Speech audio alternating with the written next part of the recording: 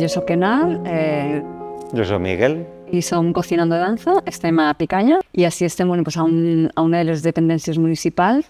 És un espai per a nosaltres és el nostre espai d'assaig, però és un espai on es fan moltes coses i ara després de la Dana encara més. Tenim molt clar que la nostra missió és ajudar o contribuir a una promoció i difusió de la dansa a la societat i el projecte al final és un reflex de totes aquestes coses. Aleshores, és una companyia de dansa, és un projecte pedagògic i també és un projecte de mediació artística. La veritat que nosaltres no entenem una part sin l'altra i per això totes les nostres creacions tenen també aquesta part de mediació, de pedagogia, d'acercament a la ciutadania, a la comunitat d'alguna manera. Estem mirant de continuar la part de creació i exhibició, sobretot.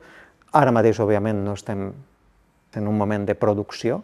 En la part docent, tant Kenar com jo continuem. Jo estic ara mateix també treballant dins del que és ensenyament reglat i, per altra banda, també col·laborant amb ENAR en projectes de mediació i difusió de la dansa. Estem treballant, estem fent projectes també fora d'aquest territori perquè també ha sigut, per a mi, per exemple, ha sigut una necessitat, perquè jo necessitava sentir-me, com recolzada i arropada també per la meva gent, jo no soc així, i encara que aquí tinc molta gent que vull moltíssim, però jo necessitava també sentir que estava en un territori que no em recordava això, que era una altra cosa i que podia.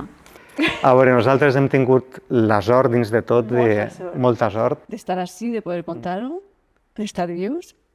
Però, per exemple, tot l'espai de magatzem, vam perdre pràcticament tot, el nostre material de treball. La nostra activitat professional se va paralitzar completament. El matí de la Dana nosaltres estàvem així amb un assaig perquè el dissabte d'aquesta setmana tenien funció.